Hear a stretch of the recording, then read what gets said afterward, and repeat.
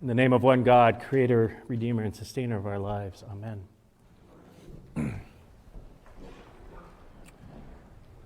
I find, as I've been reflecting on the gospel text for this week, I've also been obsessing over the news in Ukraine. And I find that there's a connection, actually. It's got me thinking about the nature of power and how power gets used specifically. And the character of the person who wields the power. Because that's important. It's about the character of the individual who is wielding the power. Vladimir Putin was actually elected democratically.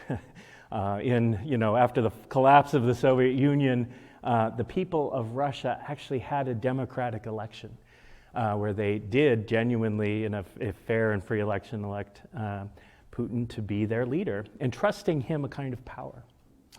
And in many ways, Putin delivered. Like, he created economic stability and economic growth. He gave them a kind of political stability and kind of restored them and led them for a while. And so the people were happy to have him in that place. The character of Putin's power, or the character of Putin as he led, was actually ultimately narcissistic. It was ultimately, he was interested first and foremost in his own power and in his own accumulation of power. And so he changed the laws, in order to kind of make sure that he stayed in power, and he silenced opposition, and he's kind of sowed misinformation into the media sphere in Russia and actually around the world as a way of maintaining his own interest. When you have an individual who is entrusted with power, who is using power for their own self-aggrandizement, that's a problem. That's always a problem. Because ultimately, their interest and what they want will matter more than the needs of the people they have power over or the needs of the common good to which they've been entrusted. And we're seeing that play out. Right?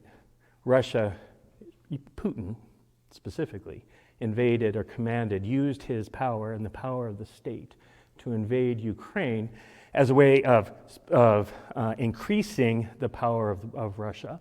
In order to do so, he's had to lie to his people.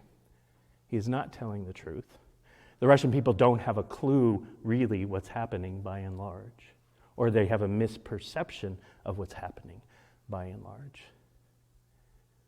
And he's done it, claiming that the people, the country he's invading, these are people just like us, without any real sense. His claim is that Ukraine has never been a real country. It's always part of us. It's part of our country, and therefore we have a right to kind of invade it, ultimately. And so in the process of this self-aggrandizement, he's able to run roughshod over somebody else's identity and try to erase somebody else's identity and personhood and own power. That also is the nature of autocratic power. It disregards the other and the autonomy of the other, the individuality of the other, the identity of the other, and tries to erase it and replaces one's own personality. And that's exactly what Putin is doing. He's trying to erase the Ukrainian identity and character and culture, claiming that it is ultimately Russian. That's the nature of how his power is being used, right? And it is leading to death. It is leading to destruction. I was watching images from Mariupol earlier in the week, and there was a scene of this woman who, when she heard a bomb, every time she heard a bomb, she kind of flinched like this. She was so traumatized, right, at this point. And they interviewed a man whose house had just been destroyed, and he had what was left in a cart, and he was just wandering the streets, not knowing where he was going because he had no place to go. And it was shocking that he was so emotionless, as if he was dead. Right? It was tragic and haunting, right? And that's where that kind of power has led. In contrast to that kind of character and how that character uses that kind of power, you have Volodymyr Zelensky, who was actually democratically elected by the people, who, once he was elected, was disapproved of by the people. I think his approval rating was 25% prior to the invasion. And who, as Russia was on the eve of invading or just invading, said to the European Parliament, I am going to be on Putin's hit list, right? I am the number one person that Putin will want to kill. And he said, I will possibly die. And the US came in and said, hey, if you want, we will give you safe passage to another country so you can set up an exile government in someplace else so that you will be safe. And Zelensky said, the battle is here. It's not over there. The battle is here. I need ammunition. I don't need a ride.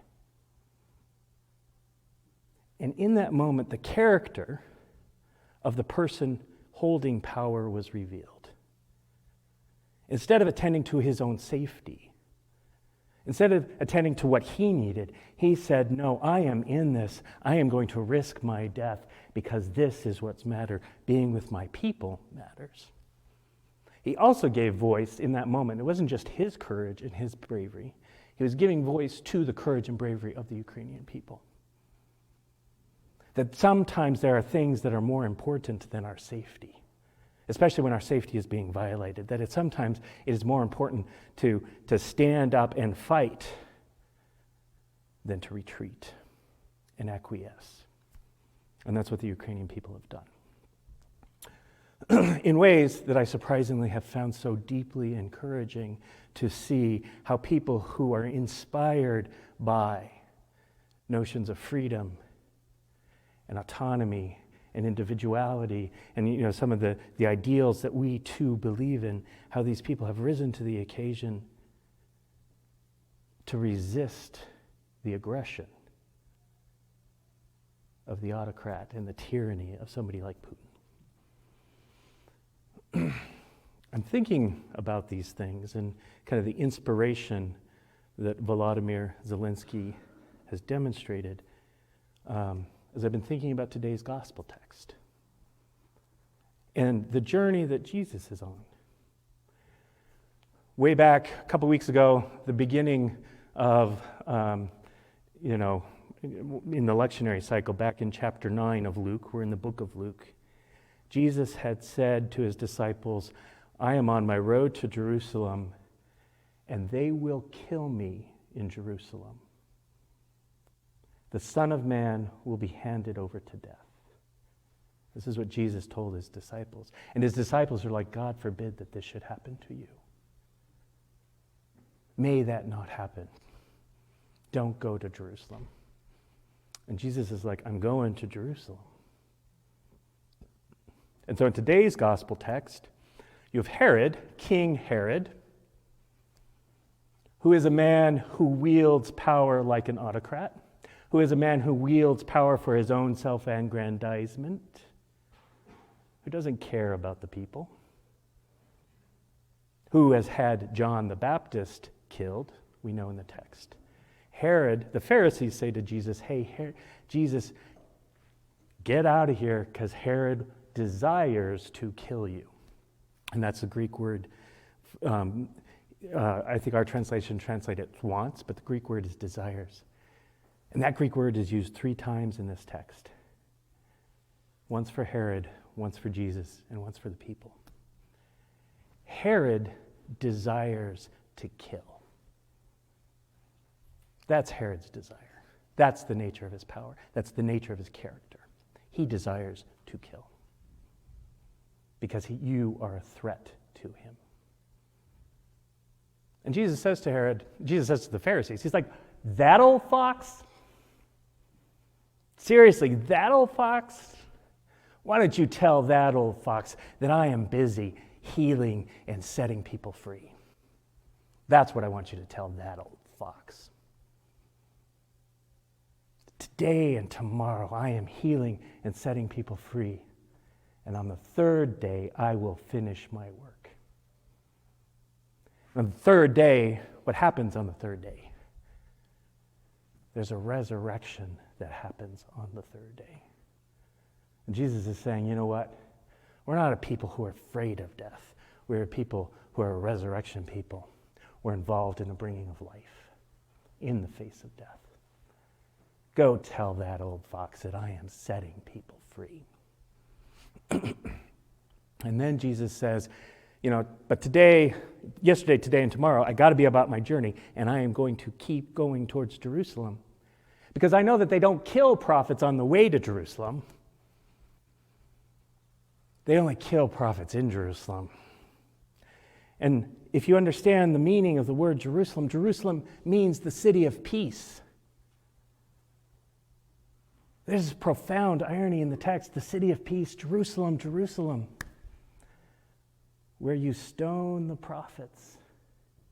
The city of peace where you stone and kill the prophets. And Jesus says, Jerusalem, Jerusalem, how I have longed to gather you under my wings like a mother hen. Right? And Jesus uses this metaphor for himself. Jesus is saying, I am a hen. I am a mother hen. You don't often think about Jesus saying, hey, I am a mother hen. But Jesus is saying here, I am a mother hen. I desire to gather you. I desire to protect you. I desire to do this. And he uses that metaphor because a mother hen is fierce and ferocious in protecting her young. What Jesus doesn't say, and it's curious he doesn't say it, he could have said, I am the Lion of Judah. And lions rip foxes to shreds. I am the eagle, right? Even an eagle could take on a fox. Jesus doesn't say that. He says, okay, Herod, you're a fox, I'm a hen. That's what Jesus says. I'm a mother hen fox. What are you going to do? And we know what foxes do to hens. Foxes eat hens. And yet Jesus uses that metaphor anyway. Because he knows there's something deeper and richer than the power structure that the power games that Herod is playing. And so he said, I am a mother hen, and I desire to gather you under my arms, yet you don't want it. You don't desire it. And that's one of the curious things in this text. Herod desires to kill. Jesus desires to gather and protect and heal and set free. And the people of Jerusalem don't desire to be a part of it. And that's what's troubling.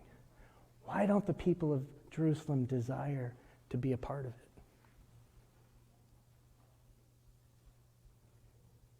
Why wouldn't they want to be part of setting people free?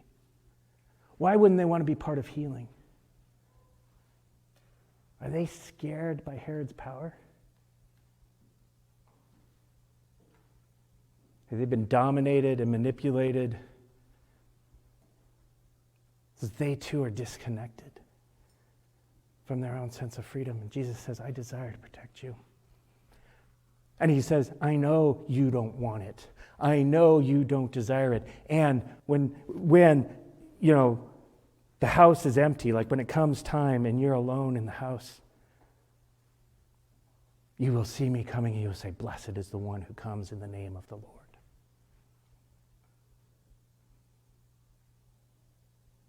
I was curious as Jesus is talking about a different kind of power than the ones we're used to, a different kind of power than the exploitative, oppressive power of Herod. He's talking about the power behind resurrection, a resurrection power, and a resurrection people.